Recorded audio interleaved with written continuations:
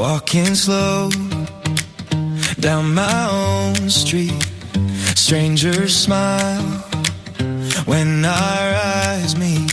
Doesn't matter at all. Welcome to the Kindness Matters podcast, a show that celebrates the powerful truth that kindness can change the world. Every week I aim to shine a light on people and organizations making a positive difference in their communities, proving that compassion, empathy, and connection still thrive, even in challenging times. This podcast is about more than good stories, though. It's about real impact. Through heartfelt conversations, inspiring acts, and everyday examples of humanity, the Kindness Matters podcast invites listeners to rediscover the power of kindness as a force for healing, growth, and genuine connection. If the message of this show resonates with you, please share it with your friends and family. Each share helps spread the light a little further, because when it comes to kindness, the ripple effect is limitless. Voice of the crowd, I see neighbors helping.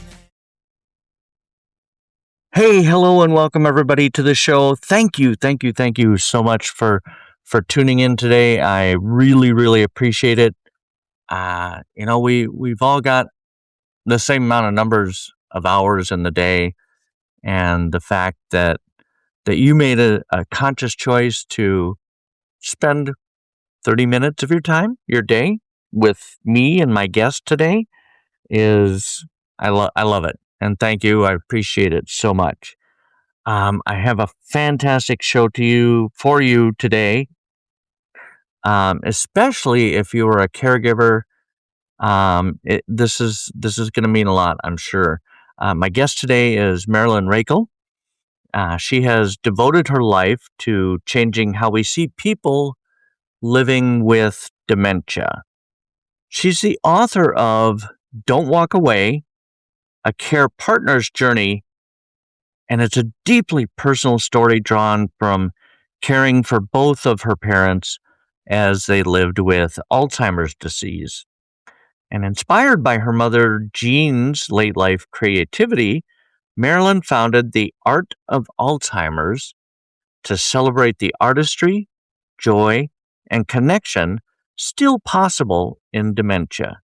She now serves as executive director of Mods Awards for innovation in Alzheimer's care, bringing both expertise and a heart-level belief that people are not just suffering from dementia, but truly living with it. Welcome to the show, Marilyn. I appreciate you being here. Thank you. I messed that up a Nice little to bit, be but here. maybe I can correct it in production or in editing. I so appreciate. I have never. None of my family members, knock wood, have ever. It doesn't run in our family, but Alzheimer's dementia does run in your family, doesn't it? Yeah. Both of my parents, and most of the people on my father's side developed the disease around 80, and very few in mom's. So we didn't expect it with mom, but we did with dad. And in fact, as children, we used to. This is how ghoulish we were. As teenagers, we would develop ways we were going to kill him when Alzheimer's arrived. Oh my! Dad even participated. Oh really? That's Yeah. I'm a little surprised about that. Although I can understand that sentiment, because as a parent or as a spouse or what have you, you don't want to be a burden on your family, right? That's a big deal. And so I can totally see being your dad, for example, and saying, yeah, I'm down with that, as the kids would say today. Yeah. Wow. Well, you grew up hearing the message, when we get Alzheimer's, walk away, right? Yeah. That was mom. Yeah, she told all 5 of us kids, she said, when we get Alzheimer's, I want you to walk away. There's going to be nothing you can do. So walk away and live your life and don't sacrifice it for us. And we all Wow. thought, okay, that makes sense. Yeah. How did that shape your initial, I mean, you kind of mentioned it there, but your initial reaction to caregiving? And then conversely, how did your perspective evolve over time? Well, I was never going to be, this was never in my plan. But when I got back from graduate school, there were no jobs. And Okay. mom and dad had started to become worse. And dad was also dealing with Parkinson's. So he had his own version of dementia. And mom was getting worse. So the family said, okay, we're going to pool our resources, we're going to chip in, and we're going to keep you afloat, and you're going to be the family caregiver. Oh, And you have no idea how much I did not want to do that. I didn't know anything.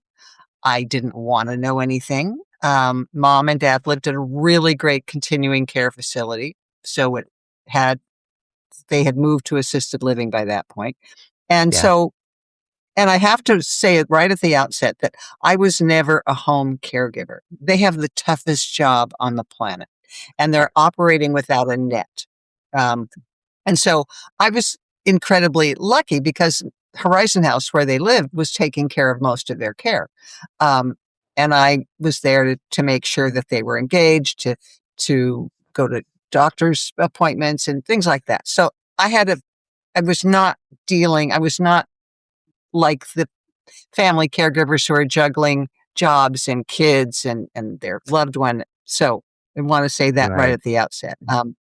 But it, it was hard because I didn't want to be there. And mother's words were always in the back of my mind, walk away. I always would look at the clock. I did the bare minimum. And very slowly over time, I slowed down. I started to listen. I reminded myself that they were my parents. And even though the word love was never spoken when we were growing up, I did love them. And I assumed they Yeah. loved me because that was their job. Um, and so mom, who thought of herself as dad's caregiver because of his Parkinson's, mom, mom wanted the best for dad. Dad wanted the best for mom, and I wanted the best for both of them. So basically, we sort of focused on shared needs. And so Okay. that sort of kept me going with this difficult role. Um, until dad died. And dad died at the age of 89 after I'd been doing this for about a year, maybe a year and a half. And Oh, mom, when dad died, we were all in the room with mom. Dad was in his bed dead, and my brother and I were there, and we thought, should we wake up mother? Because she's not going to remember and she's going to have to live through this every single day. But we had to wake her up. It was, they'd been together for 72 years. And yeah. I've never, ever seen grief like that. And I've never seen mother cry, but I've never seen grief like that ever. It was just overwhelming. And finally, we got her back to sleep. And I got there early the next day, and she remembered. And we talked about dad, what a wonderful man he was. And the next morning, I got there early, and she remembered, talked about dad. And the third morning, I got there early, and she was lying in her bed, crying, saying, I just want to be with your father. And without thinking, I thought of how my mother would handle it. And I said, well, mom, you should have thought of that before you started taking such good care of yourself. And she laughed and she said, well, that's life.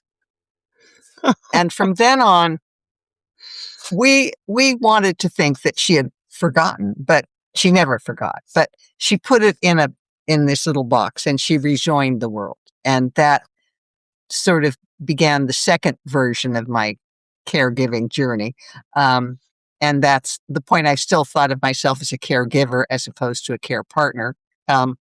And so that went on, and she was really bored. So I took her to this painting class for people living with dementia. And she didn't expect anything, and I didn't expect anything. And the painting she produced was fabulous.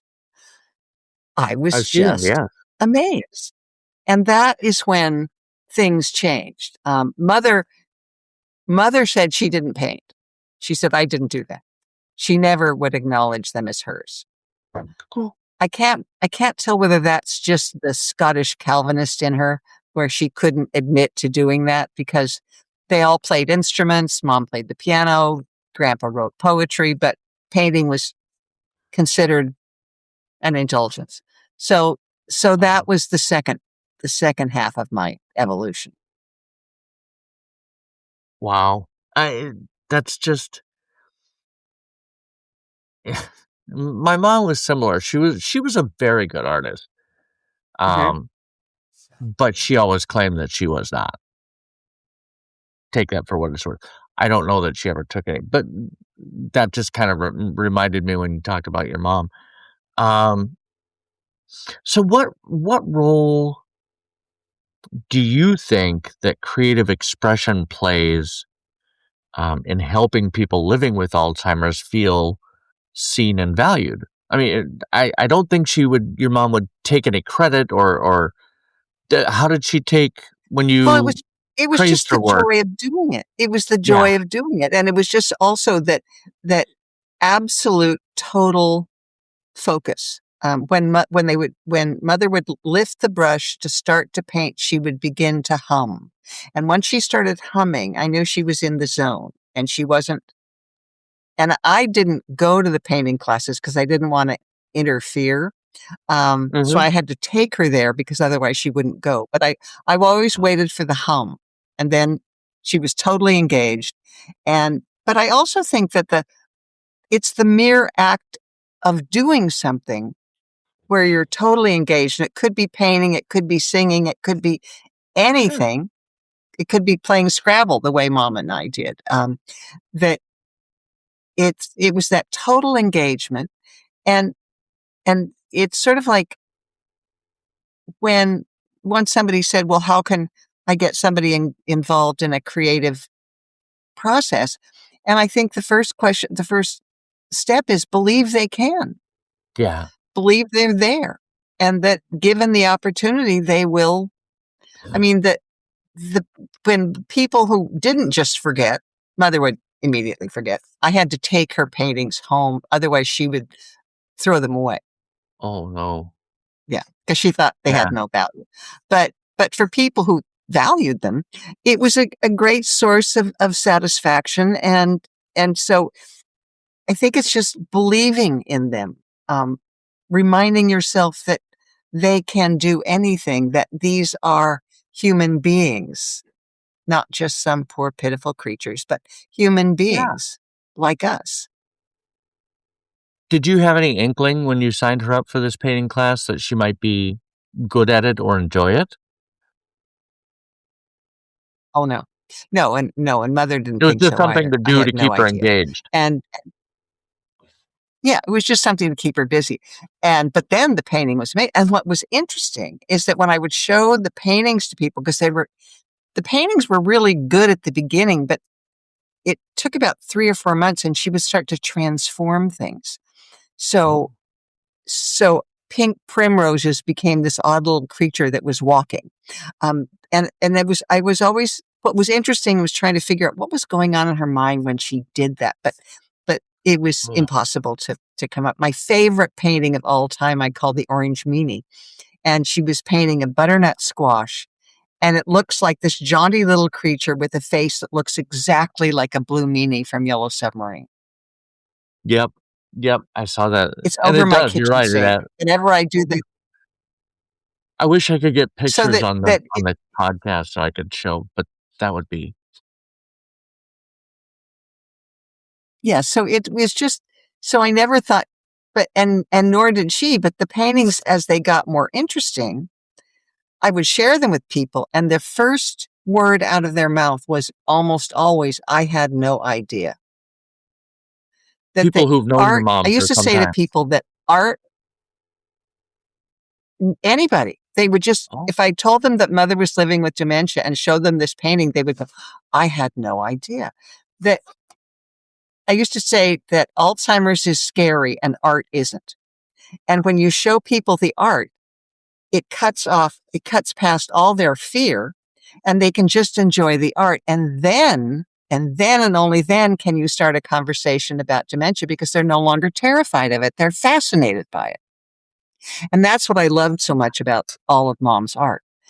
And all of the art that people created in that class. One of the artists was the best artist I've ever found, ever seen in my entire life. She was just astonishing artwork. And they would take longer. Mother would be so fast, she would finish her painting and then leave and then come back and watch the group engaged in painting. And then she would say, "May I join you?" And then I'd get 2 paintings. And what was interesting, Okay. what attracted her was not the idea of painting. It was the idea of being with a group and sharing something with a group. And that's what she was interested in. But then the painting was just, the humming was so much fun. That would be, yeah, I would, I can only imagine hearing that humming and knowing exactly what it meant, that she was locked in, that she was focused and Oh, good. Oh, so good. Okay. talk to me about what made you decide to write Don't Walk Away? Well, again, it was first because the art was so fascinating and because it cut past all the fear. Right. And I wanted to share that art, and I wanted people who were terrified of dementia to take a walk with me and Mom and see the joy in it and see the hope in it. And so many people think of dementia only with sadness, only with loss. And Yeah. if that's your framework, that's all you're ever going to be able to see. I was once talking to a man about his wife, and he said, "When I see her, she kisses me and she tells me she loves me. And when I look in her eyes, there's nothing there. And I leave in tears." And I thought, why is it that he couldn't see what I most likely would have, which is a woman with something to say? And Yeah. it's because all he could see was sorrow and loss. And if that's all you can see, that's all you will ever see. But because Mom had opened my eyes, and because she was sharing joy with me and I was sharing joy with her, that person that you thought was gone, you could see that person emerge, and it can be anything. Um, and so it, I would tell people I once talked to a friend, she said, "My mom is developing dementia." And I said, "And I don't know what to do." And I said, "Okay, I know you're busy. And I know she doesn't paint, but just take 5 minutes and find one thing that you both enjoy doing, whether it's walking or looking at the sunset or singing a song, and just share that moment for five Yeah. minutes. And you may be surprised to see that person you thought was leaving you and gone there. She's still there. And Yeah. I think it's that belief there, she's still here. Yeah. And I think you kind of touched on this a second ago. But your book reframes Alzheimer's as not suffering from, but Hmm. living with. How does that Yeah. simple shift Well, in that was one language of the change very the way first you? things I learned. That was one of the first Yeah. things I learned is that, first of all, I let go of the woman I thought she used to be, and I embraced the woman who was with me in the moment. And then I realized that this woman was not suffering from one poor, sad person who was, just sad. But she was living with it in so many vital and vibrant ways. And Mother was living with wit and imagination and humor. And once you accept that, then you have a completely different relationship. And that was the first big lesson I learned. She's living with. So when you talk to people who are working in the dementia biz, as I say, we always use living with, people living with, not suffering from. Because these are human beings just like us. It's a very small but very distinct difference, isn't it? Mhm. Yeah. Um, okay, so now and this is going to be for families or care communities. How can they nurture creativity in people living with dementia, even when communication becomes difficult? Did you ever have any problem communicating with your mom? Well, I with mom, she didn't understand all of this, she played the piano. She did Mm, all these things. It's basically just believing in them and giving them the chance and yeah. asking questions and listening and being there and smiling. Um, if it were There were some people who thought, like mom, that painting was silly, but they didn't have a daughter who was making them go to the painting class. Um, but then they didn't go. But then they also went to the drumming class, or they went to the singing class. I mean, there were all sorts of activities that they could do. Um, and so it's just believing that they are there and that they want to do something. It's also having opportunities for people to engage in activities, which is always, and Right. with each other. So it's not just one on one. And let's see, I actually wrote something down that I wanted to make sure that I told you. So that's basically it. That one of the things I learned finally, the concept of enduring personhood, that they people who live with dementia and we who don't share certain things that will never leave us, and the need to laugh and the need for friendship and the need to be of value and the need to love and to be loved, that these are things that we all share. And so it's always just giving people the opportunity to do something fun, and if they don't find it fun, think of something else. But they're always anxious to do something that makes them happy. And Yes. and so it's just giving people the opportunity and enjoy. I used to say with mom that mom would start a conversation. I would just hop on for the ride. Yeah. Let's see where this Yeah, goes. yeah. Mom was That's just mom was fun. Mom was always fun. And I stopped reading books about dementia when all this first started. I stopped reading them because they were all so sad and they were all so. Ugh. And my story about mom and why I want people to read it is because it's filled with laughter and it's filled with joy and it makes you feel good. And plus her art is fabulous. And so it's like, it's not a living death. right. These are people who are just living, these are human beings who are capable of living wonderful lives. They Yeah. just need our support and understanding to do it. Yeah. And I think so, a lot of people, especially in the beginning of the caregiving journey, it's very easy to get frustrated with your parent Yeah. or whoever you're caring for, right?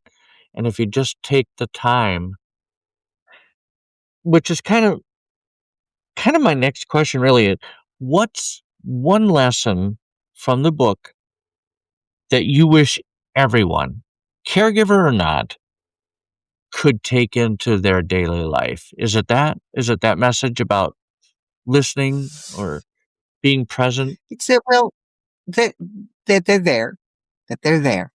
And then there's some basics. Smile really goes a long way. Smile and share joy.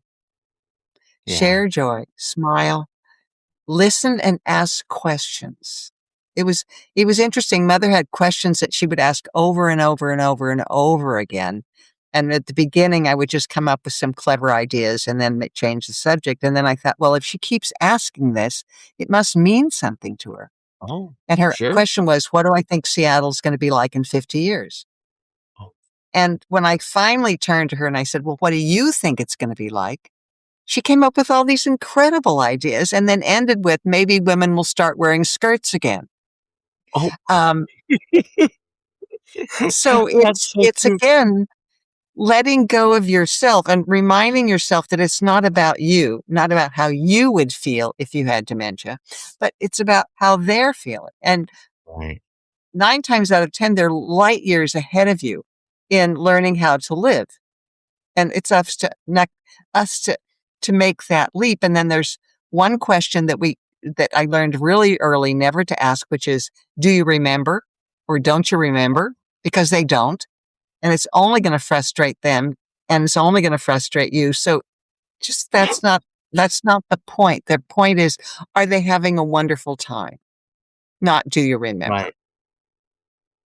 Yes, And they exactly. might, and so people at the beginning may be surprised that realizing that the person they thought was gone is still there. My sister once said, Mom left us years ago.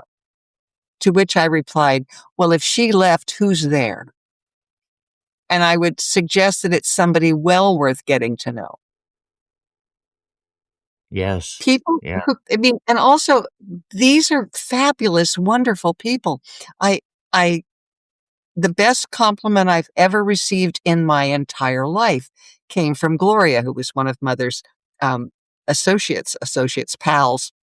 And every day I would give people a shoulder massage. I'd always ask first, and they wouldn't necessarily know what a shoulder massage was, but they see the person next to them going, ah. And so one day, Gloria came up to me and she said, do you tuck your wings in a handkerchief when you're not here? So every day I was learning something, but every day it was fun. And in our Yeah. family, we weren't used to sharing love. It wasn't ever spoken. So this incredibly restful, peaceful environment with these lovely people was an opportunity to share joy and to share love. It changed. It's the best decision I ever made was being a care partner with Mom. And I should probably mention when I changed from being a caregiver to a care partner. And that's Okay. when Mom's art to me looked like it was deteriorating.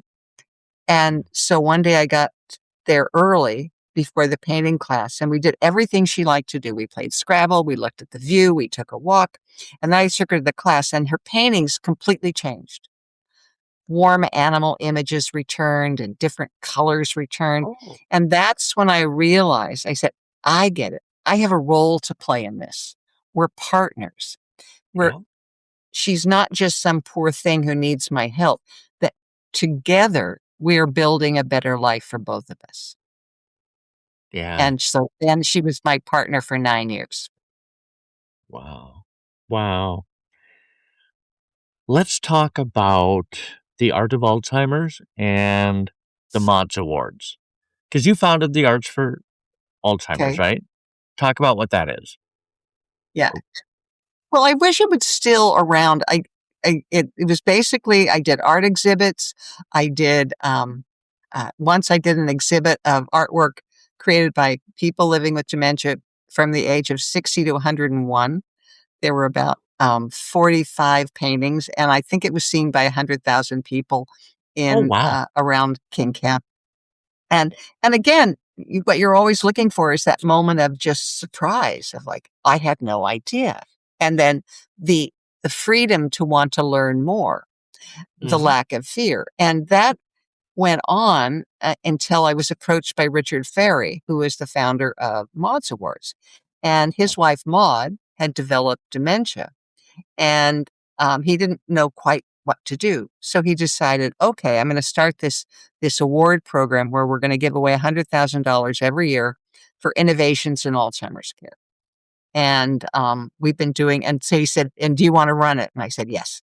So that's when I sort of shifted from the art of Alzheimer's. I have all the art, and it was fabulous. And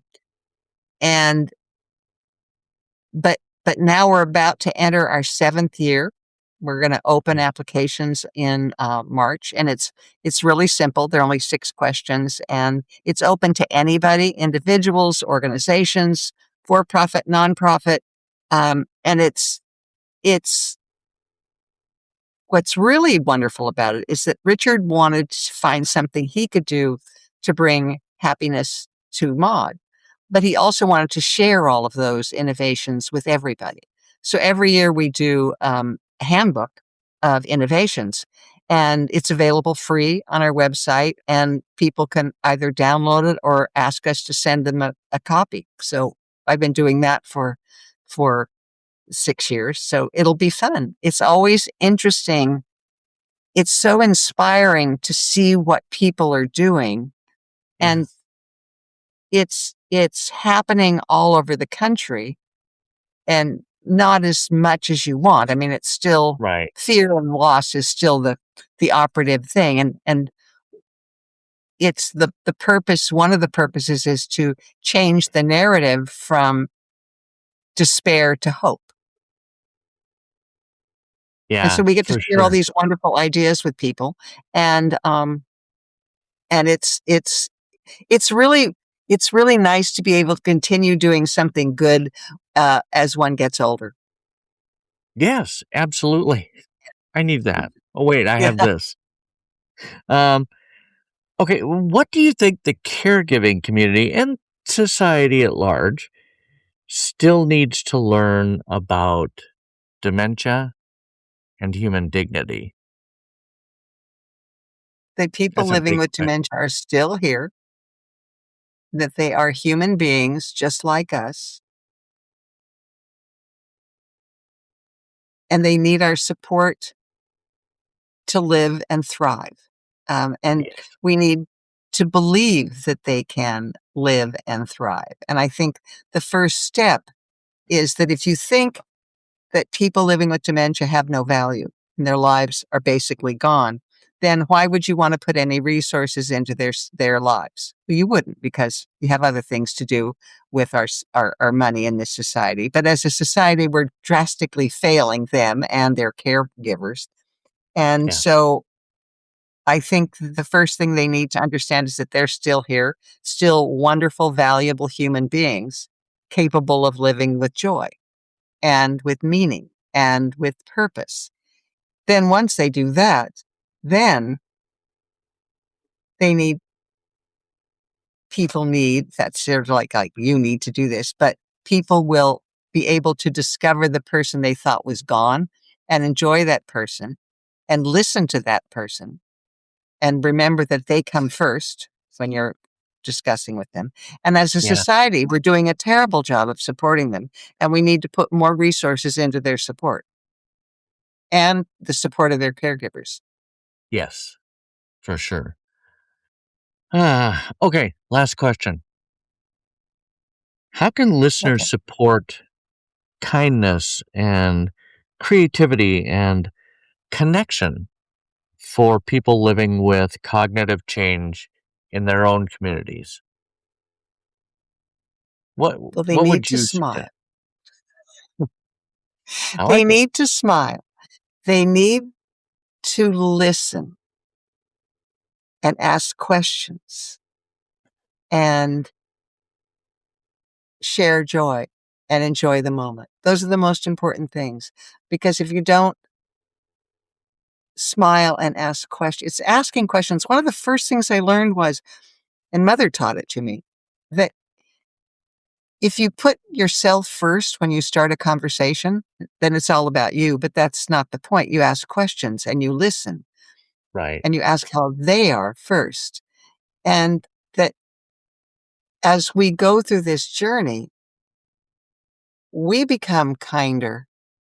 We become more invested in people's well being. They respond, and together we all have a better life. And what I discovered is that everything that enables a person living with dementia to live with happiness and meaning does the same for everybody, everywhere. Yeah. That we are so similar in our needs. We're different people. We see the world differently, but our basic needs are the same. Yeah, absolutely. Well, Marilyn, thank you so much for coming on and talking to me for a little bit today. Um, uh, these takes are so needed and so helpful, And I mean, I would never wish a dementia or Alzheimer's,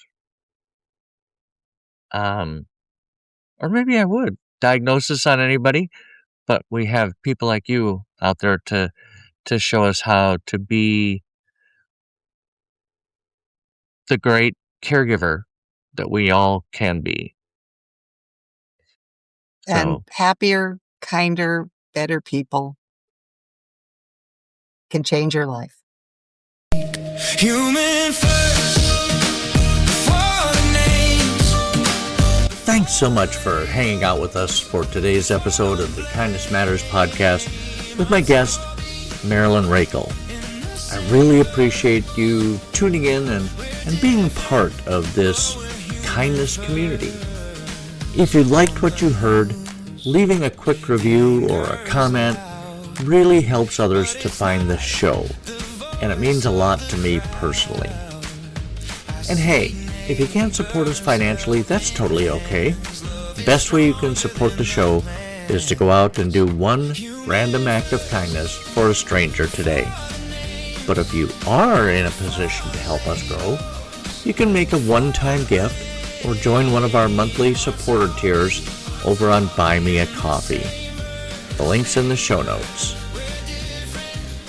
We will be back again next week with another episode, but until then, remember, kindness matters, and so do you. In